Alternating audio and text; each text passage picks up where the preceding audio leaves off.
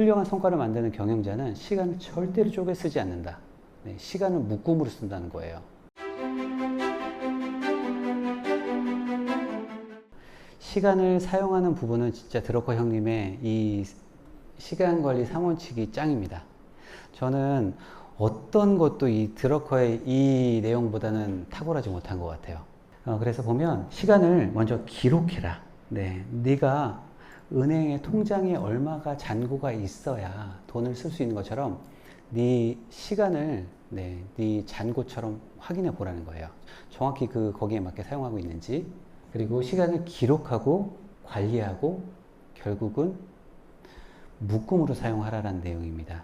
네. 기록하라는 내용은 내가 시간 지금 어떻게 쓰고 있는지 한번 정확히 그 현황을 파악해 보라는 내용입니다. 그냥 있는 그대로의 내용이에요. 이 현황을 파악한 다음에 그 다음에 관리하라는 내용들은 네가 시간을 파악해 봤으면 불필요한 것들 다 제거해. 그리고 네가 굳이 하지 않을 거는 무조건 다 유임해. 그리고 네 자신의 일에만 집중해라.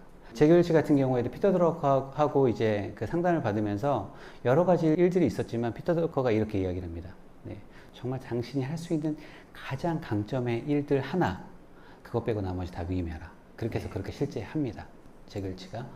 그래서 그 시간을 관리하라는 것은 다 빼버리라는 얘기예요.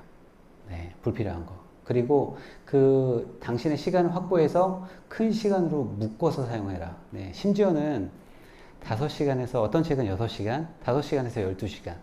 훌륭한 성과를 만드는 경영자는 시간을 절대로 쪼개 쓰지 않는다.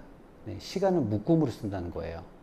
이거는 몰입하고도 또 이제 같이 연관이 되는데, 시간을 먼저 기록에 대한 내용들을 좀 말씀을 드려볼게요. 시간을 우리가 잘 사용한다고 생각하지만 한번 시간 여기 자기가 어떻게 사용하는지 체크해 보신 적 있으신가요?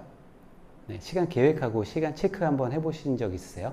이게 시간을 계획하는 것도 힘들지만 계획한 만큼 내가 사용하는 것들, 그러니까 내가 시간을 어떻게 사용하고 있는지에 대한 인지, 그리고 제일 중요한 건 이 하나하나의 일들이 어느 정도의 시간이 소요되는지 파악하는 거예요. 네. 근데 그게 너무 어려워요. 그것 때문에 하루가 휘청휘청 될 때가 너무 많아요. 네. 그게 바로 메타인지잖아요. 메타인지는 제가 가장 쉬운 예시가 이 EBS 예시이기 때문에 제가 종종 설명을 해드리는데, 똑똑한 애들은 차이가 뭐냐라는 내용이에요. EBS에서 똑똑한 애들을 한 800명 조사해 보니까 이 친구들은 뭘 아냐면 자기가 아는 것과 모르는 것을 구분할 수 있어요. 그렇기 때문에 탄탄하게 기본적인 것들은 다 준비를 합니다. 그리고 상위 점수를 맞기 위해서 그 모르는 것들을 이제 준비를 해요. 근데 일반 친구들은 자기가 안다고 생각해요. 근데 실제 시험 보면 틀려요. 예, 그게 모르는 거예요, 결국은. 내가 안다고 생각할 뿐이지 스스로를 모르는 것. 네, 메타인지가 이제 약하다고 얘기하는데, 존 프라발이 얘기했던 것처럼 정말 저도 이게 너무 제 숙제인 거예요. 네, 내가 정말 시간을 잘 사용하고 있을까? 이거 계속 이제 저도 인지를 하면서 노력을 하려고 하고 있는데, 이렇게 하기 위해서는 먼저 피터 드러커가 이야기했던 것처럼 기록해봐라. 네. 근데 기억에 의해서 하지 마라라는 얘기예요. 왜곡하니까. 그러면 짧은 시간을 기록하더라도 성과가 날 거야 라고 이야기를 하고 있습니다. 시간을 어디에 쓰고 있는지 기록하라. 그러나 네, 그 효과는 빨리 나타날 수 있다.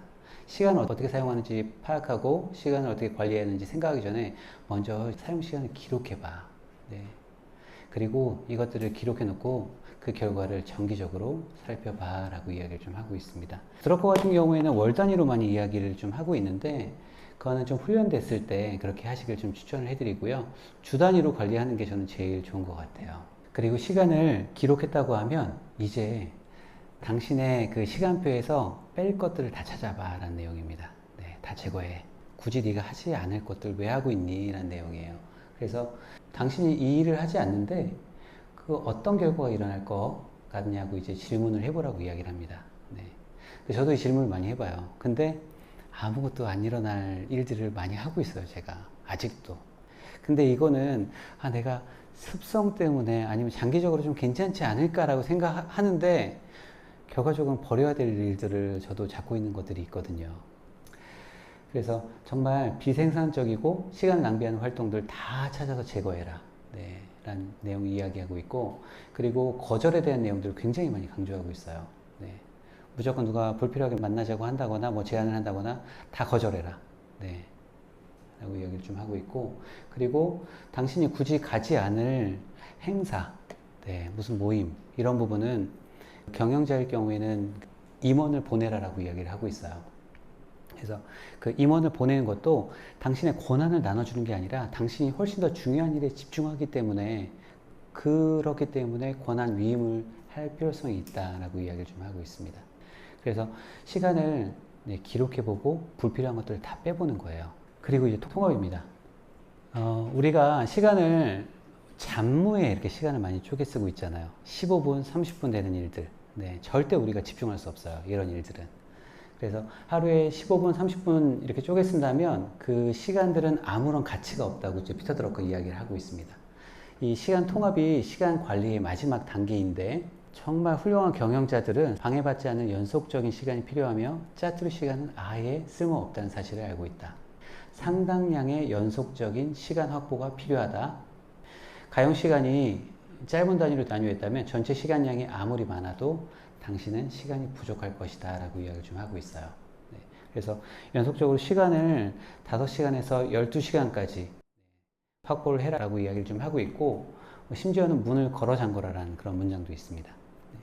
네. 우리가 의도적이든 의도적이진 않든 시간들이 계속 쪼개지고 있으실 거예요. 중간중간에 전화, 메시지, 분명히 차단해서 우리가 몰입해야 되는데 저도 이게 좀 쉽지는 않아요. 그래서 제가 하는 노력은 습관 때문에 휴대폰을 보면 계속 열거든요. 근데 그런 것들을 피하기 위해서 휴대폰을 뒷자리에 놓습니다. 소음 다 차단해놔요, 그냥. 어쩔 때는 전화기도 그냥 무음으로 해놓거든요. 카톡, PC에 있는 거 그냥 꺼놓습니다. 푸시라는 알람만 봐도 이게 자꾸 손이 가요. 누가 보냈을까? 성격상 지워야 되는 거예요, 계속. 일하다가도 보면 지우는 거예요. 그러니까 이게 갔다 오면 다시 뭔가 집중하는 게 좀 쉽진 않아요. 그러니까 그런 내가 온전히 집중할 수 있는 그런 연속적인 시간을 확보하기 위해서 좀 노력을 많이 하고 있거든요.